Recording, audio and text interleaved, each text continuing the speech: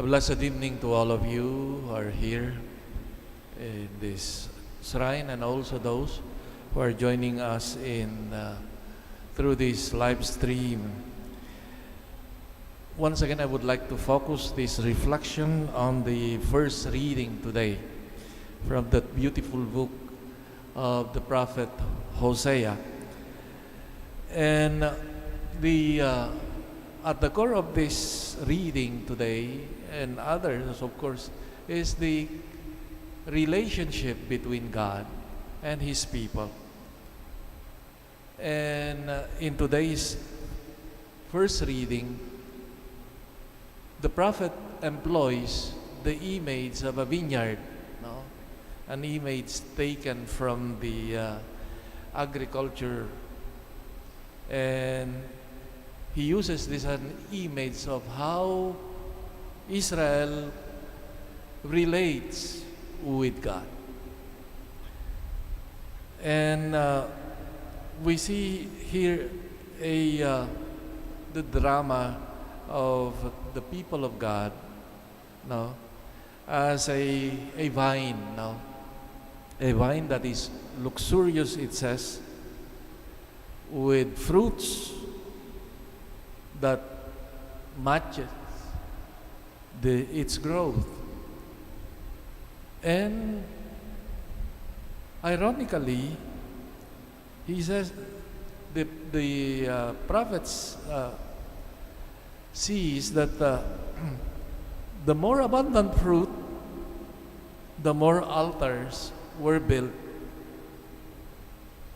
not for God, but for the so-called other gods, the Baal, no, the god of nature. And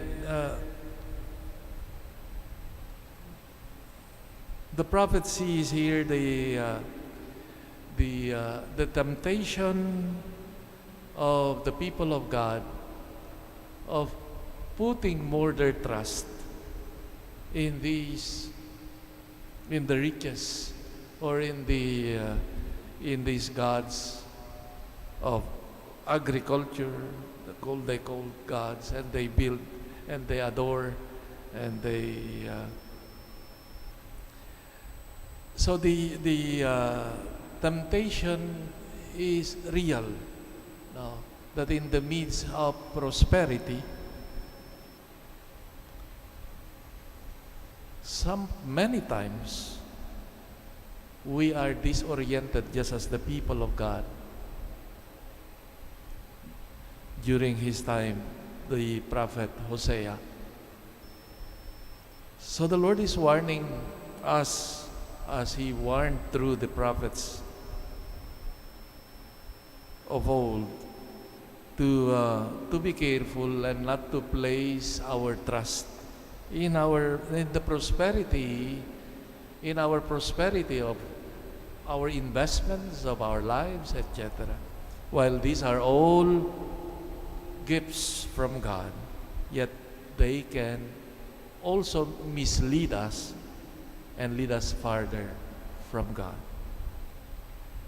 So the challenge that we find in the first reading today is what we call the continuing conversion of the people of God. And for all of us, we know also that our way to holiness is arduous, it's difficult, and no one can claim that one is already a saint, that he or she does not need anymore the grace of God. And this is the challenge and the invitation of the Lord, that our conversion, whatever the religious conversion especially, requires a turning back and facing God once again. It requires an acknowledgement of the sins and errors, in order to be able to embrace the truth of God. And then from there, hopefully, no, we can move towards the future with a clearer vision of who really gives us the true direction, happiness, and salvation. The image that the prophet uses again at the end of the reading is to sow again, no, it and to cultivate, no, the capacity once again to cultivate anew and sow what is good, what is just, something that we have to start anew in our relationship. And one of the important elements of this sowing or starting a new relationship is to seek earnestly the Lord. Seek the Lord, it says, no? It is time to seek the Lord till He comes and rain down justice upon us. Our small attempts, the small steps that we do to show our openness are important. The little realizations that we learn in our daily engagement with God through His Word, or listening to our conscience, to our hearts. Let us begin with this, no? The little things that God, no, is whispering to us, no? And grow from this, no?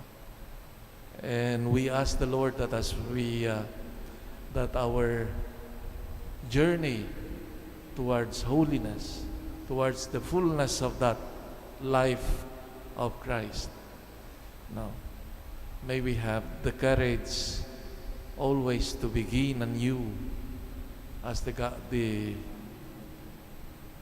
prophet invites his hearers, no, to start, no, to sow once again for ourselves deeds of goodness, of justice.